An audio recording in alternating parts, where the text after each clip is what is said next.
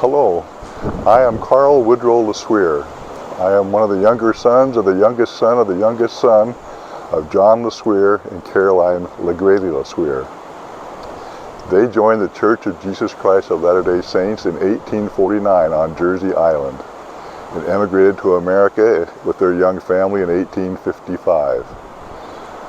Today is April 20th, 2023, and I am on Guernsey Island, a neighboring island.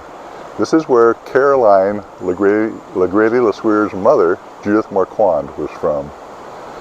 And her mother, Caroline Langlois, was from St. Peter Port, the capital of Guernsey, which is in the background. This is the harbor in the background. Castle Coronet is to your right. This harbor is to your left. This is where Philip LeGreely from Jersey Isle came and met and married. Well, he took her back to Jersey and married Judith Marquand, and they raised their family in Jersey. And one of their children was Caroline LeSueur. Well, we're in the backyard, by the way, of Victor Hugo's home. Victor Hugo lived in exile from France in 1855 to 1870, and he wrote many things here, including Les Miserables. This is the parish church of St. Peter Port in Guernsey, also known as the town church. We are in the St. Peter Port Parish Church in Guernsey. This is where Caroline LeSueur's grandmother was christened here at this font. She was born in 1760. Her name was Caroline Langlois.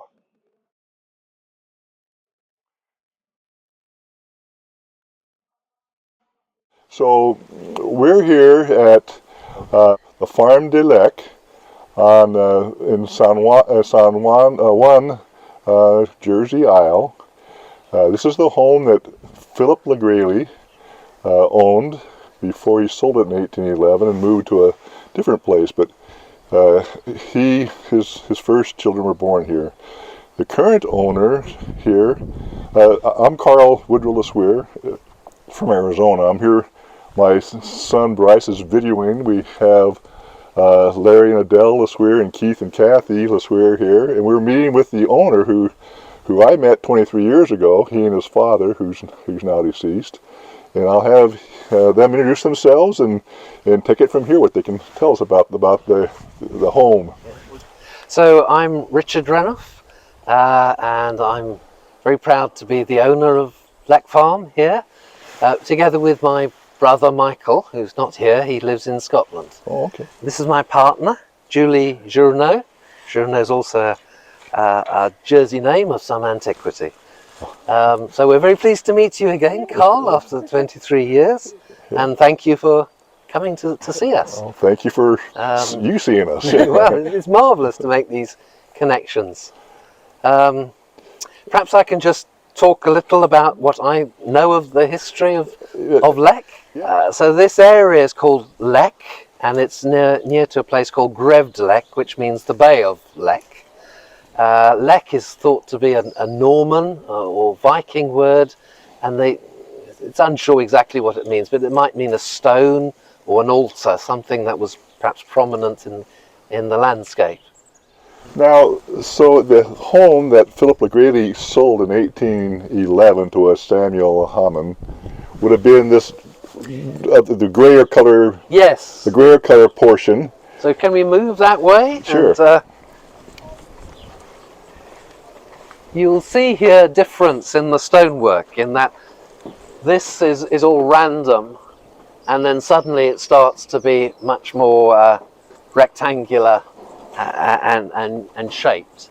And we have a date stone 1824 on that part of the house. That was the new addition. So that's the new addition. That happened 13 years after Philip LeGreely sold the place. Yes. Where he lived was over in that part. Yes, and then there would have been a large gable here. It's still still existing inside is now an internal gable, but the house would have ended about here, Right. and would have been a very traditional house of its time, probably thatched roof. Yeah. And this was built 1824, which of course was the beginnings of a time of peace in Europe after decades of fighting Napoleon. And Jersey was beginning to trade with the outside world, and a lot of additions or new houses were built in Jersey at around that time, 1824. Yeah. Now I've asked. So Caroline LeGrely's father, Philippe LeGrely, and her mother, Judith Marquand, lived in this part of the house. And Judith Marquand was from Guernsey. Philippe must have had something, some business over there, but he brought her back here, and they lived here. So Judith Marquand, my great-great-grandmother, would have cooked on this hearth here and in this fireplace in their old home before they sold it in 1811, and then Caroline was born up the hill a ways. We'll go to next. But the older house, the frontage is thought to be about a century earlier. There isn't a date on it, but it's likely, very likely, that there was a house here even before then. And the habit was that they would, the older, very older houses would have been built with small windows because they didn't have glass. They would have had wooden shutters, or if they did have glass, it would have been very breakable and small because it was expensive to make. So they had small windows. And then the habit was, as wealth grew and they could install glass, they would rip down the front and they'd put in larger windows. So that could have been what happened with the older side of the house. But as, you know, many Jersey houses started with just a small, perhaps single-story cottage with the animals by the side, and then they grew from there. And there might be no evidence of the older structure. But it's still pretty old. You see, I see Carl's head is almost touching the top of the ceiling. This is evidence. This is the older structure. We know this is. Yeah. That's the doorway, the door frame coming in. Yes, that probably hasn't changed. Yeah. And I don't believe the fireplace would have changed, essentially. It was covered up when my parents came to the house and they uncovered it. And it needs a bit of care and attention at the moment, which we'll give it. But that is where the family would have cooked and heated the house. They'd have cooked on an open fire. And this would have been the main room of the house. And back where Carl is, where we now have our kitchen, when I was young, was just scullery and sort of outhouses and coal houses. My parents made it into a kitchen, but this beforehand was the kitchen. When I was a kid, I used to have a bath in a tin bath in front of the fire. This is Richard Renoff, who lives across the street on Leck Farm, and now he's showing us across the street. It was one of the LeGrelys maybe at one time also. And then also a great view of this house here. Now this house is from what time period do you think?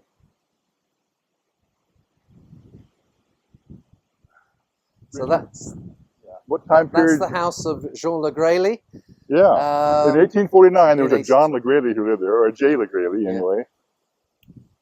But it looks modern, but there are features inside that expose some of these granite walls, and that indicate it really is of a very great age. Okay, so I'm Carl LeSueur, and we're here in September 2023 with Peter and Anne Scott, the owners of Le Pavillon, which is next door to where Philip LeGrely moved in 1811. And I'll let them explain their place, when it came, when it was built, what they've done to it. We bought this place in 1987, and it was a bit of a hovel, so we demolished it and used the stone to build this little place now. So that's about it.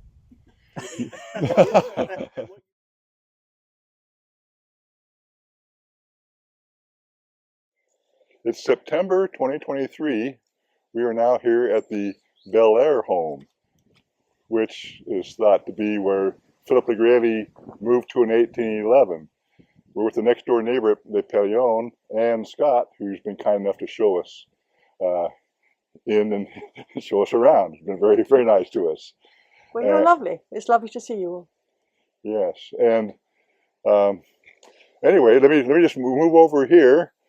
This is where our picture of that Leola LeSueur took with Aline Lecornu, one of her cousins, in 1972. That's in our Don LeSueur's LeSueur book, in front of this door here, and with the two windows above. Now, that wasn't here back in 1811. This has been remodeled since, but this is a picture that people have seen of this house, of her standing right here. And over here is the well that Leola LeSueur Jennings talked about when she visited here in 1956 and 1972 with a cousin. Caroline's older sister Betsy had some descendants. Aline Lecornu was one who showed her the place. She said that she saw Philippe Legrevy's name etched here somewhere on the well. We don't see it today. And in different versions, there's 3 different dates put on the well. Here we can see it says 1757. We can read this. So this is the back of Bel Air, possibly where Caroline grew up. And it's really used as the front. And you can see the properties here. This is likely the home where Caroline LeGrady LeSueur was born in 1814. Her father had purchased it in 1811, her parents.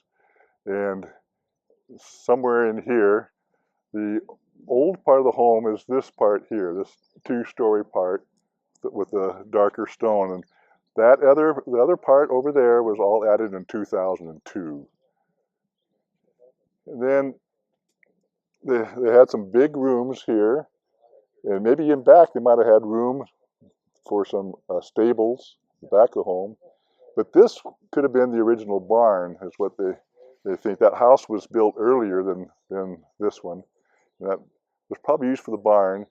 They've added an upper story. Before it would have been one story all the way to the top. And then there's also another building out next to it. So it's on this is called Maison Villebago, and the front is on the street, and this is the back, but this is really the entrance that everyone uses. And it looks to me like there might be about 10 acres here, which is what Philip LeGrady had. He was a farmer. Here we are at the Villebago house. This is the house purchased by Philippe LeGrady in 1811. Now, we're here with the current owners. Sarah Weston and Flavia, now Springer, her daughter. Yes. Great. They bought the home in 2005, wasn't it? So. I think Yeah. 2005. And the home has been added on. They have some buildings here that could have been an original home. Yep. Yes. And over here could have been a barn or something else. Possibly, yes. So I think the original home, is about 14th century. 14th That was the century. original home, and then this one was built, I think, in the 16th century as the farmhouse, and that became the barn, and then the extension was added in I think 2002. So Yes. we'll take you guys across to the original home. Yes. Yeah. So tell us about this. Is the original living room and fireplaces? Yeah, and- so I think that typically what would happen is that one would be used as a kitchen, probably that one because it's a larger opening, and then that would be sort of where people would probably congregate. Okay, we're here at Bouleveau Farm in Sun Savior, Jersey Isle. This home in the background was owned by Clement LeSueur, they say here, but LeSueur, Clement LeSueur, he was John LeSueur's grandfather, John who married Caroline LeGrady, that we know that who joined the church. This was his grandfather, Clement LeSueur, that lived here. Lovely, a great mansion, and he had a shipping company, and that's the what kind of color house there it was. That's kind of a cream yellow. And then next door to it was the barn.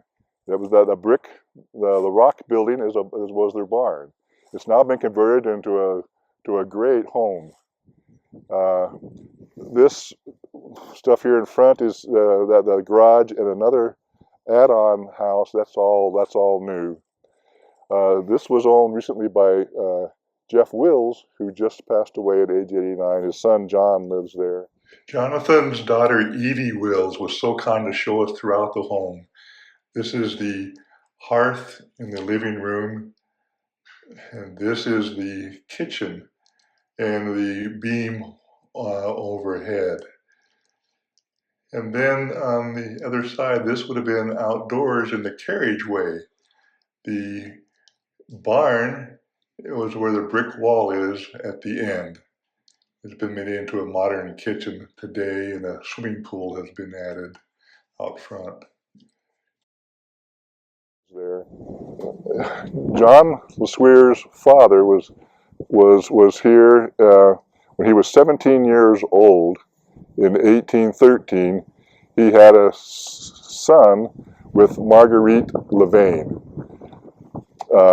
Marguerite was a little older. We're not sure all the reasons for it, but John Sr. went to sea to learn navigation, went to the Gulf of Mexico and around. How often he came back, how often he saw his son or Marguerite, we don't know. But there was 14 acres here, at least at one census. It looks like it's a lot bigger estate now. They had pigsties. They had 4 pigsties. We saw one that you will see on another clip right over here. But they had all sorts of fruits and vegetables they grew here. So John Sr., we don't know. He died in 1819. John Jr. Lived with his mother until he was age 9. And then Marguerite sent John Jr. up to a farm someplace in northern Jersey where he grew up, and eventually married Caroline LeGrady, and they joined the church, and that's why we're here. Oh, so we're here now next door to the home that was the barn that's been converted into a lovely place now, and we're with the current owner of the barn, Sarah Forbes. Sarah Forbes. And Sarah is going to tell us here about the place. So yeah, that was a piggery as part of the main, or the part of the barn.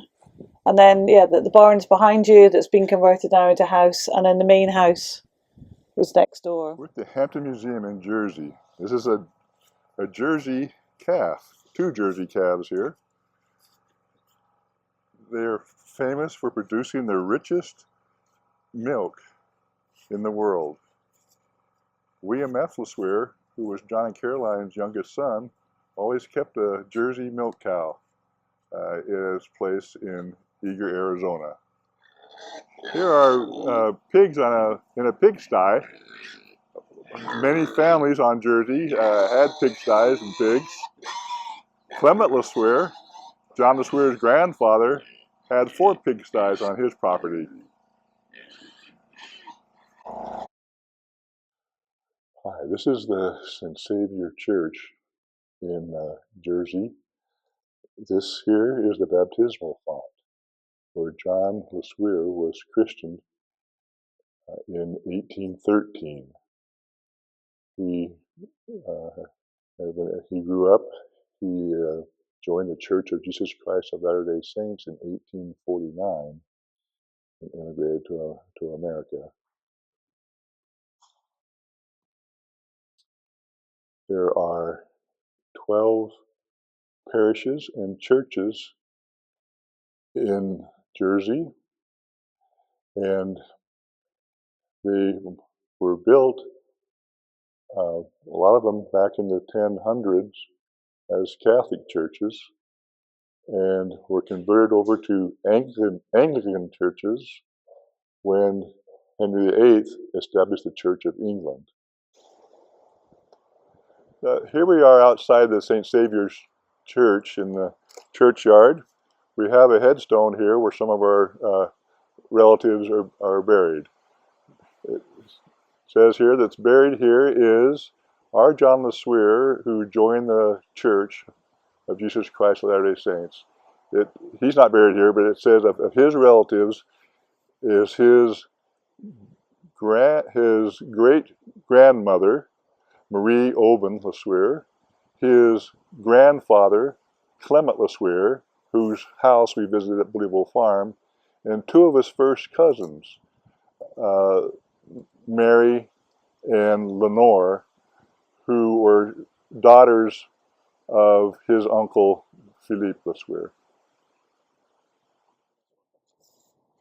So John and Caroline LeSueur got married in 1836. First 3 years of their marriage, they lived just south of St. Juan in a parish called St. Peter's. 1839, they moved here to St. Helier, the capital and a bustling place that was really growing at the time. They lived in a series, it appears they lived in a series of rental homes, possibly like this one here, when in 1849 they actually lived on a street a few streets away called Cheapside. When they were taught by the missionaries in 1849, their second oldest daughter, Jane, said, "I love to hear the missionaries tell stories about living in small little log homes, wooden homes in Utah, because we lived in a large rental home, and I hated to go upstairs in the dark to bed at night." I'm not sure if John Taylor, the apostle, visited them at some time when he was here. He was here in 1850 and 1851.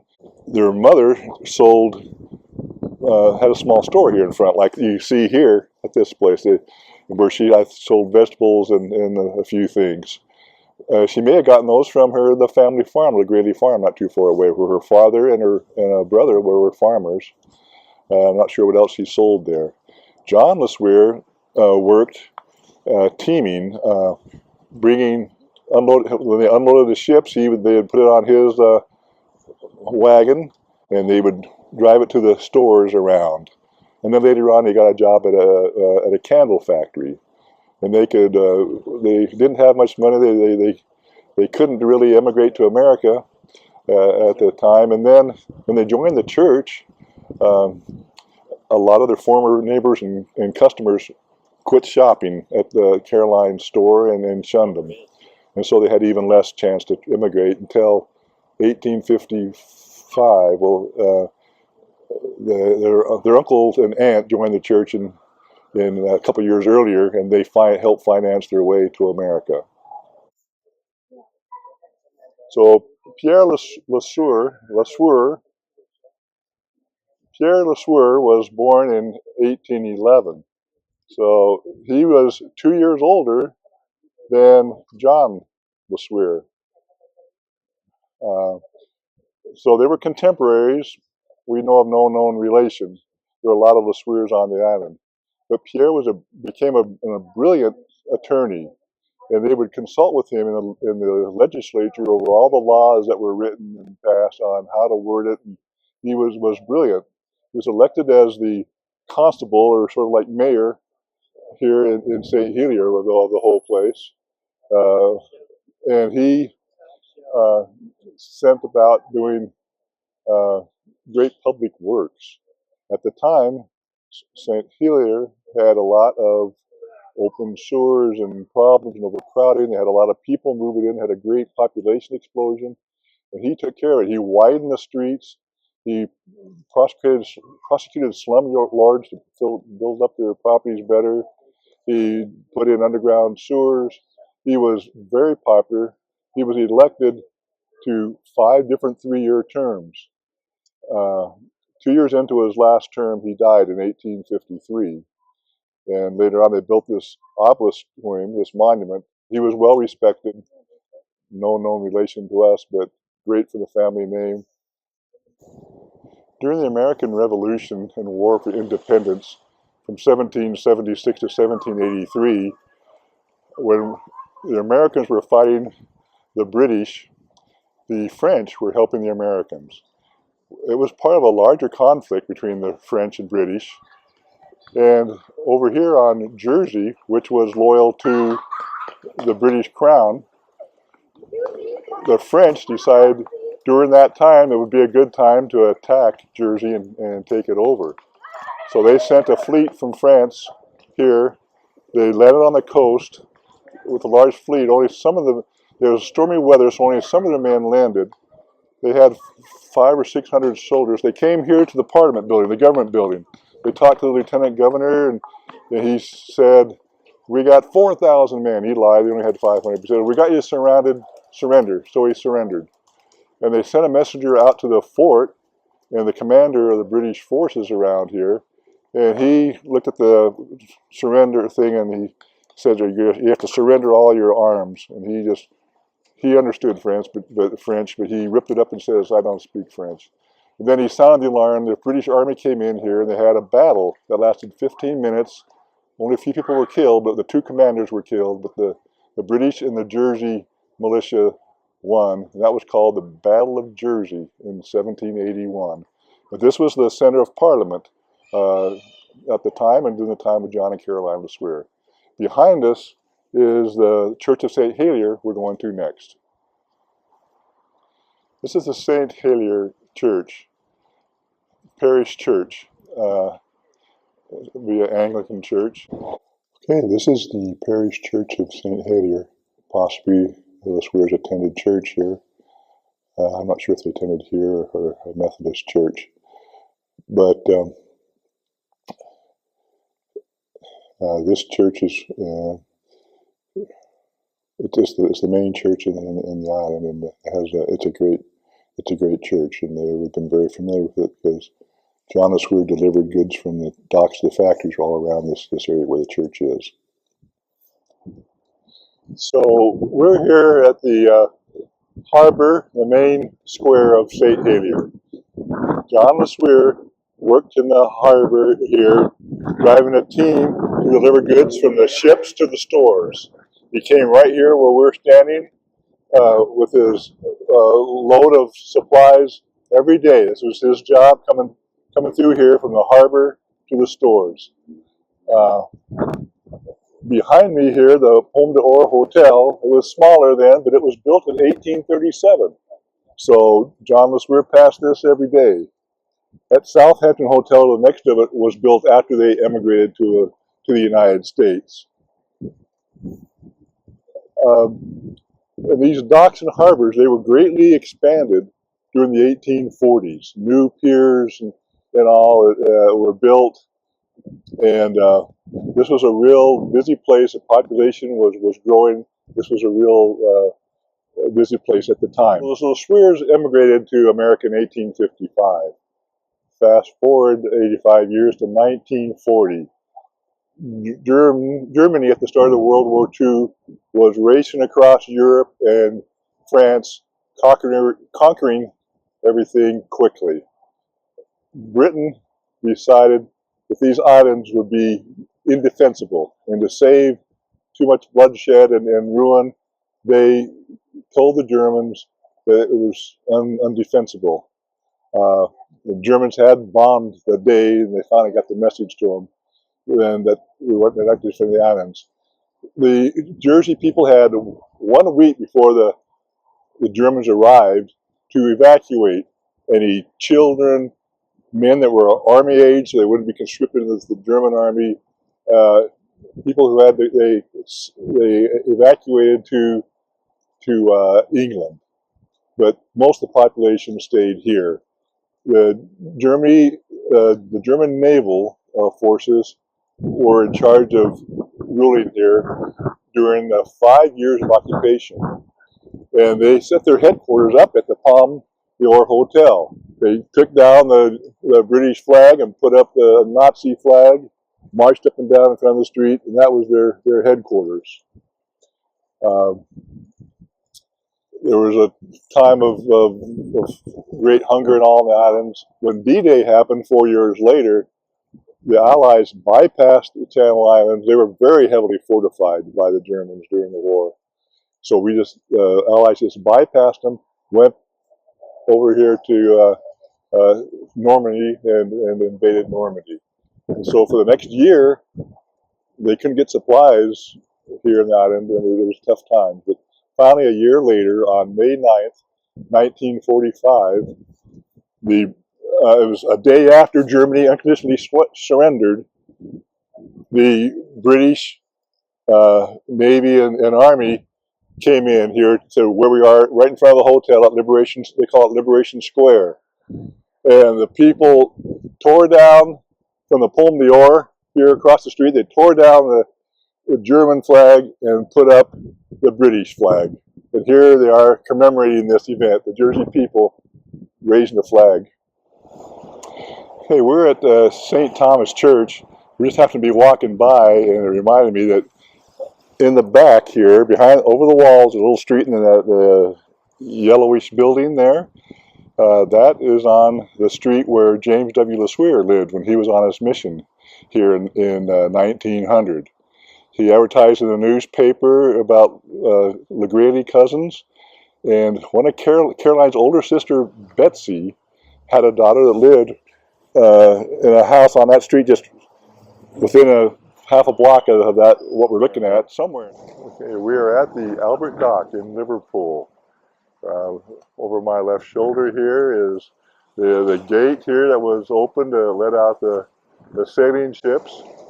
The Chimborazo, the LeSueurs sailed on, would have come right out here in 1855. There was tides came up the Mersey River,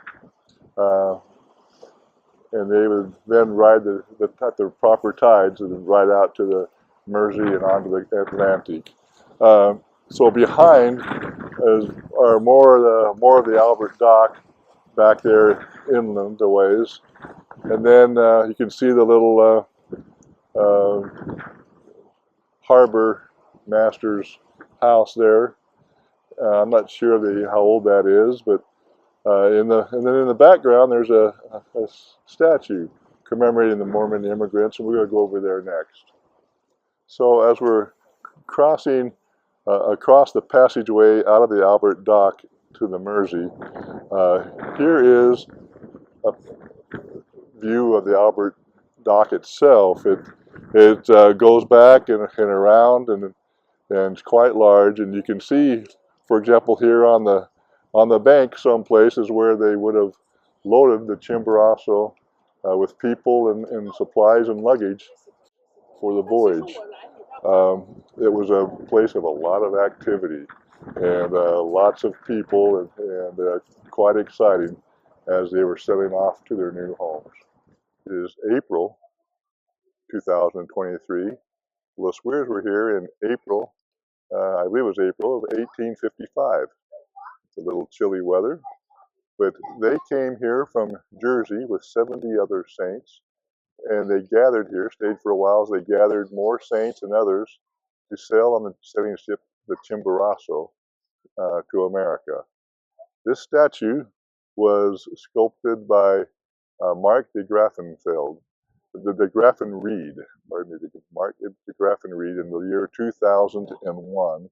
And it says on the plaque below that it's to commemorate the 85,000 Latter-day Saints who immigrated to America from Liverpool between 1851 and 19,000.